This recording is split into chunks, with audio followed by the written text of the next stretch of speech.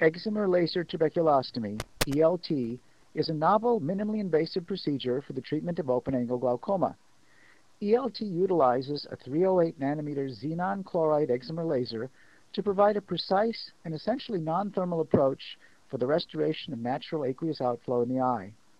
ELT has been approved for use in the European Union since 1998. This video will describe the ELT experience of one patient, ED, a 73-year-old female. ED had a pre-op intraocular pressure of 28 millimeters of mercury in her right eye on maximally tolerated medications. She underwent ELT in May 2003 in Detmold, Germany. The AIDA laser system consists of a 308 nanometer excimer laser coupled to disposable fiber optic delivery systems. Each fiber has a 200 micron diameter and a beveled tip. Each fiber tip output fluence is calibrated immediately prior to use to assure non-thermal delivery with a mean pulse energy of 1.2 millijoules.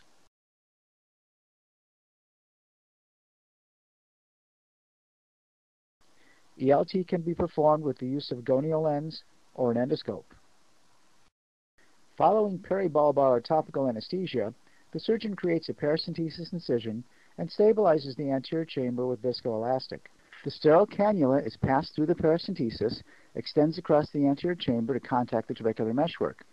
Under gonioscopic control, in this case using a Swan-Jacob lens, the fiber tip is centered on the pigmented trabecular meshwork in the inferior nasal quadrant.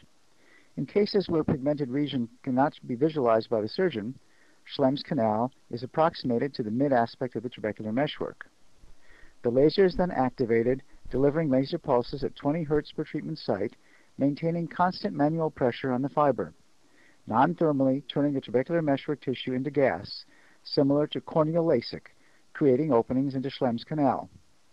The endpoint of each trabeculostomy site is reached by the absorption of a fixed number of laser pulses calculated to excise an average thickness of trabecular meshwork plus inner wall of Schlemm's canal. The requisite number of laser pulses was determined by previous laser tissue interaction studies.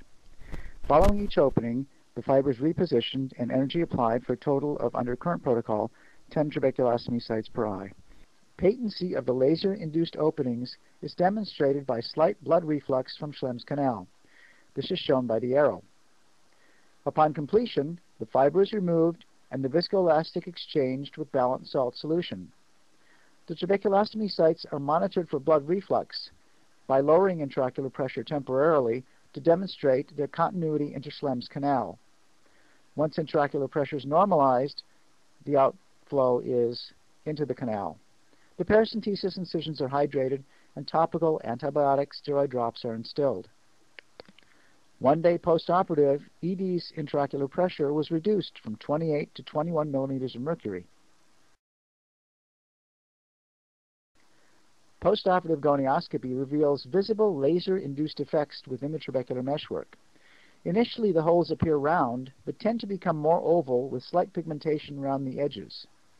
5 years post-ELT, a majority of patients continue to have visible crater openings into Schlemm's canal.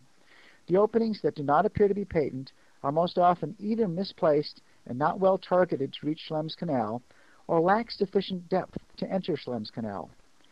This is why the current protocol is 10 applications. In several patients, blood reflux through the ostia from Schlemm's canal can be induced with pressure from a gonial lens at 1, 2, and even 3 years post-DLT, further validating persistent patency.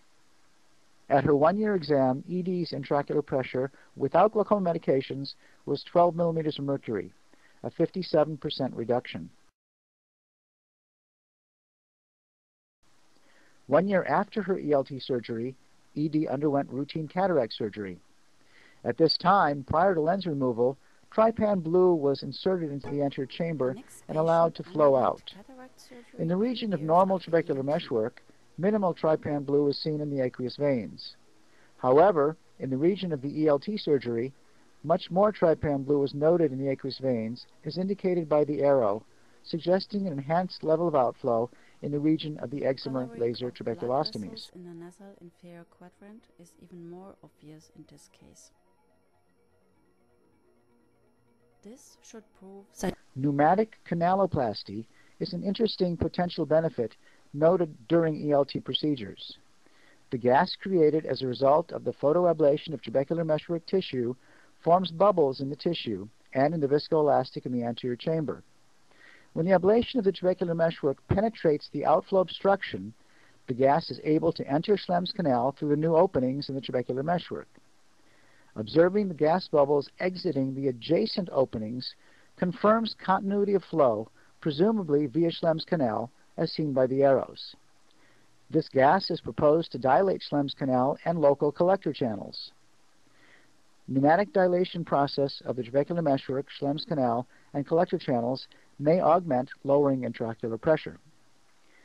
ELT has been shown to be a safe and effective treatment for opening of glaucoma and has been performed on thousands of patients at multiple centers across Europe. No serious complications have been reported. The conjunctiva and globe are left intact. No foreign bodies are implanted. The trabecular meshwork is minimally altered. ELT is not contraindicated in eyes with prior surgeries and leaves the eye intact for future possible procedures. ELT can be performed in phakic and in pseudophakic patients.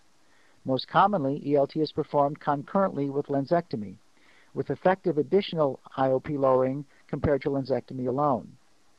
We anticipate the second-generation ELT devices will be available in the United States in the very near future.